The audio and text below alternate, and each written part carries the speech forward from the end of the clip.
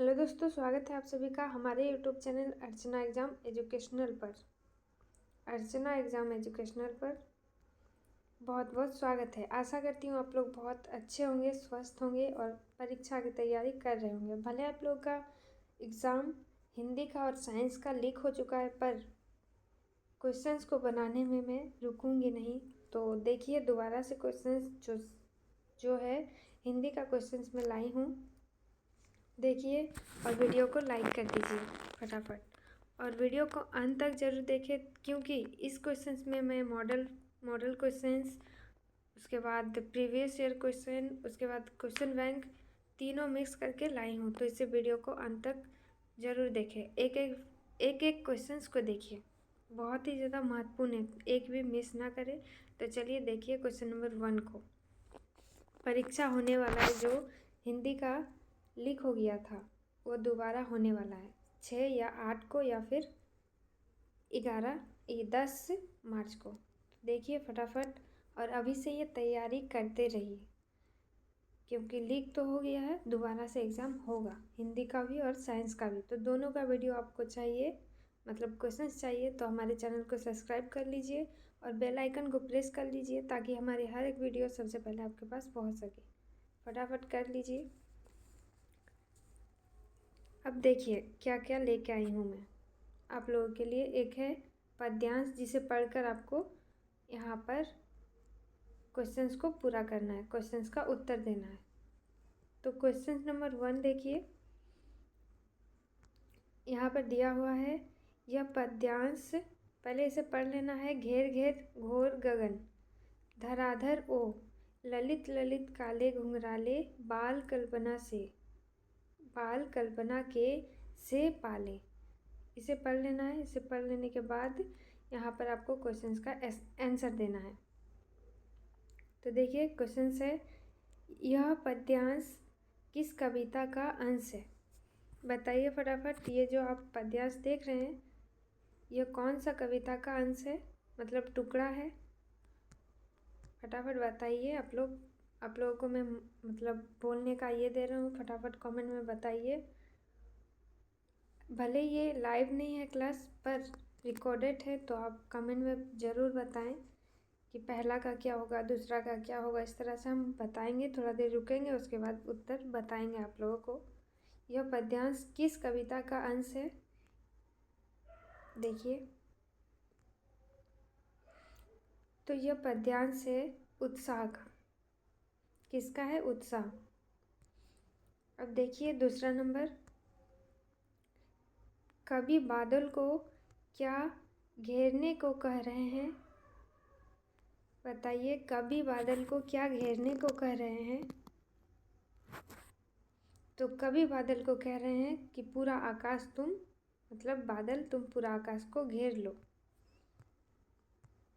ये कह रहे हैं। अब देखिए तीसरा नंबर क्वेश्चन है, कैप्टन कौन था? तो कैप्टन कौन था? फटाफट बताइए कमेंट में। कमेंट में आप लोग कुछ नहीं बताते हैं, तो कुछ ना कुछ अच्छा बता के ही जाइए।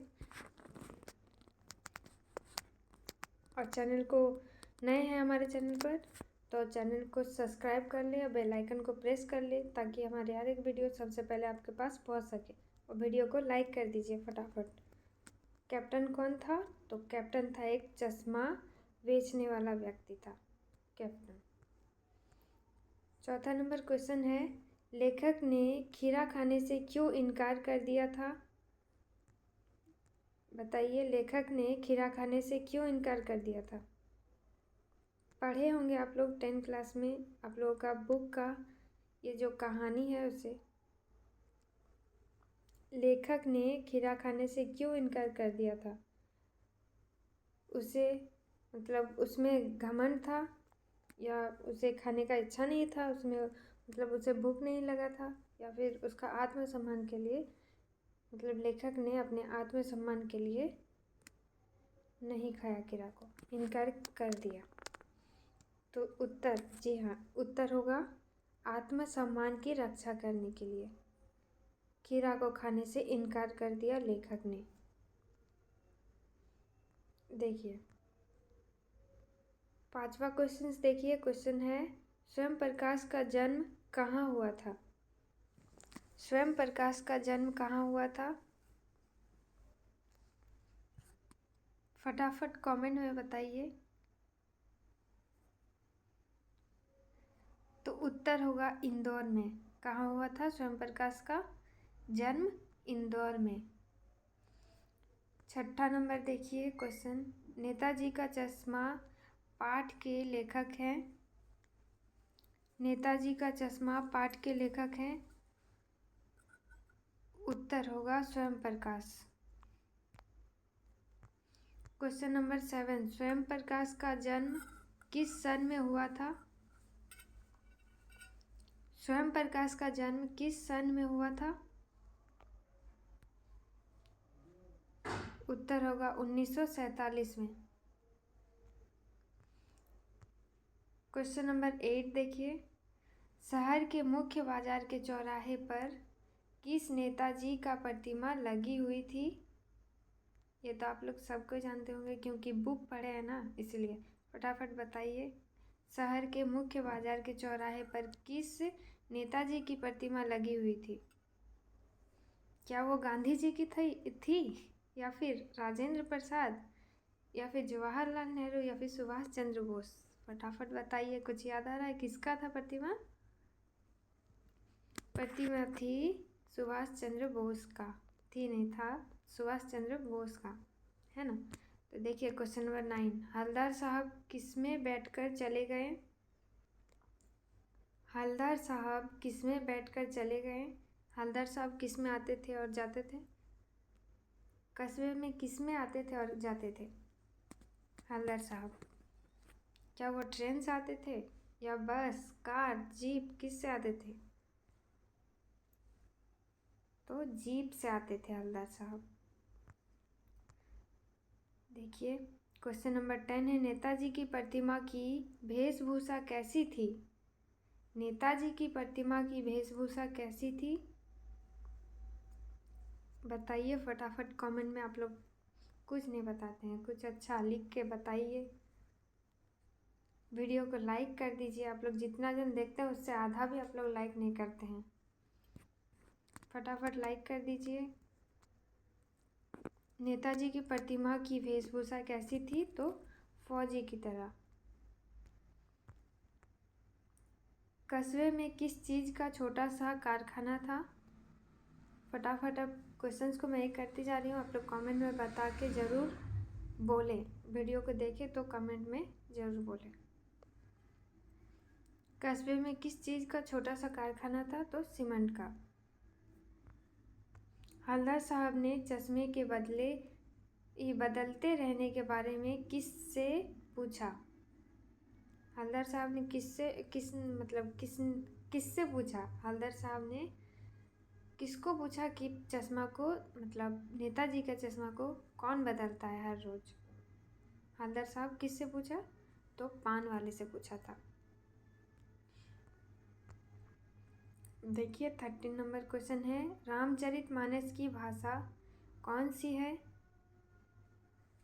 रामचरितमानस की भाषा है ब्रज भाषा। परशुराम को क्या देखकर गुस्सा आता है? परशुराम को क्या देखकर गुस्सा आता है? टूटे हुए शिव के धनुष को देखकर गुस्सा आता है। परशुराम ने सभा में उपस्थित राजाओं को क्या धमकी दी थी? धमकी यह दी थी कि मैं तुम्हारा वध कर दूंगी। माँ दुर्गा की तरह नहीं, वध करने की धमकी दी थी। क्वेश्चन नंबर 16 है। उद्धव को बड़भागी किसने कहा? उद्धव को बड़भागी किसने कहा? तो गोपियों ने कहा उद्धव को बड़भागी। मन की मन ही मांझ रही है का अर्थ है? मन की मन ही मांझ रही है, उसका अर्थ क्या है? अर्थ है मन की बात मन में ही रहना। देखिए दूसरा, गोपियाँ क्या नहीं सुनना चाहती? गोपियाँ क्या नहीं सुनना चाहती? टाइप में ध्यान मत दीजिए, जो कि मैं बोल रही हूँ उसे ही देखें, क्योंकि टाइप में मिस्टेक हो जाता है। गोपियाँ क्या नहीं सुनना चाहती, तो होगा योग संदेश नहीं सुनना चाहती है गोपियाँ। उसके बाद है गोपियाँ कड़वी ककड़ी किसे कहती है। गोपियाँ कड़वी ककड़ी किसे कहती है। उत्तर होगा उद्धव द्वारा दिए गए योग संदेश को कड़वी ककड़ी कहती है गोपियाँ। जलजात किसे कहते हैं। जलजात मतलब जो जल में रहते हैं उसे किसे कहते हैं। कौन है जल में, कौन रहते हैं, कमल। जलजात कहते हैं कमल को। जलजात किसे कहते हैं, तो कमल को। देखिए अनिमेष देखना का अर्थ है, अनिमेष देखना का अर्थ है लगातार देखना। किसकी उंगलियां बच्चे को मधुपर्क करती रही है। किसकी उंगलियां बच्चे को मधुपर्क करती रही है, तो होगा माता की। किसके कोटि कोटि हाथों के स्पर्श की गरिमा बताई गई है। किसकी बताई गई है,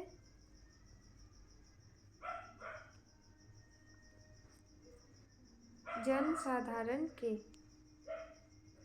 और जनसाधारण नहीं होगा, सॉरी गलती से जनसाधारण नहीं होगा। किसे कोटि कोटि हाथों के स्पर्श की गरिमा बताई गई है, तो बताई गई है उसे कवि के, कवि होगा। इसके बाद है क्वेश्चन 24। मिट्टी का गुणधर्म किसे कहा गया है। मिट्टी का गुणधर्म किसे कहा गया है। मिट्टी की उपजाऊ शक्ति को मिट्टी का गुणधर्म कहा गया है। 25 नंबर है पाषाण पिघलने से क्या तात्पर्य है। पाषाण पिघलने से क्या तात्पर्य है, बताइए। पाषाण पिघलने से क्या तात्पर्य है। कठोर हृदय में दया उत्पन्न होना, पाषाण पिघलना उसका तात्पर्य है कठोर हृदय में दया उत्पन्न होना। 26 है संगतकार शब्द का प्रतीकार्थ है। संगतकार शब्द का प्रतीकार्थ है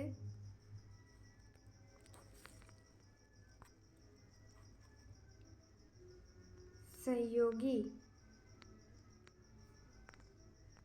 मुख्य गायक का गला किसमें बैठता है। मुख्य गायक का गला किसमें बैठता है, तो बैठता है तारसपतक में बैठता है। मुख्य गायक का गला किसमें बैठता है, तारसपतक में बैठता है।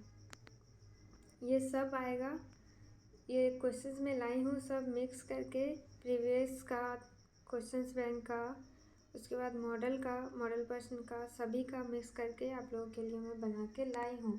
तो वीडियो को लाइक कर दें और सब्सक्राइब कर लें, और अच्छे अच्छे एजुकेशनल वाले वीडियो पाने के लिए हमारे बेल आइकन को प्रेस कर लें, ताकि सबसे पहले आपके पास पहुंच सके। फटाफट लाइक कर दीजिए,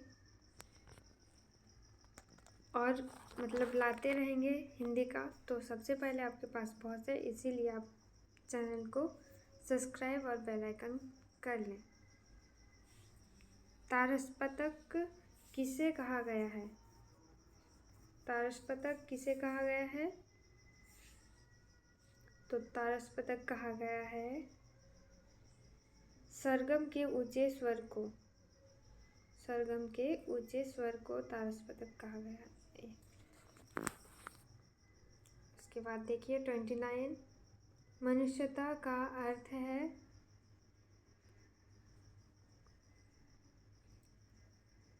मनुष्यता का अर्थ है, बताइए। उत्तर होगा भलाई की भावना। दोनों मत कर दीजिएगा, भलाई की भावना होगा। देखिए लास्ट क्वेश्चन है, उसके बाद मैं सब्जेक्टिव भी लाऊंगी, तो इसीलिए कह रही हूँ। तो लाइक कर दीजिए, सब्सक्राइब कर लीजिए और बेल आइकन को प्रेस कर दीजिए अभी, ताकि सबसे पहले आपके पास वीडियो पहुँच सके। अब कुछ अच्छा कमेंट लास्ट में कर दीजिए, हमारे वीडियो को सपोर्ट कीजिए। तो देखिए 30 नंबर क्वेश्चन है, संगीतकार की आवाज़ कैसी कही गई है? संगीतकार की आवाज़ कैसी कही गई है? तो होगा ऊंची। ऊंची नहीं, सॉरी, दोबारा गलत हो गया। ऊंची नहीं होगा, भारी कहा गया है। संगीतकार की आवाज़ भारी। तो आज के लिए इतना ही, मिलते हैं नेक्स्ट वीडियो में। जय हिंद, जय भारत, जोहार झारखंड।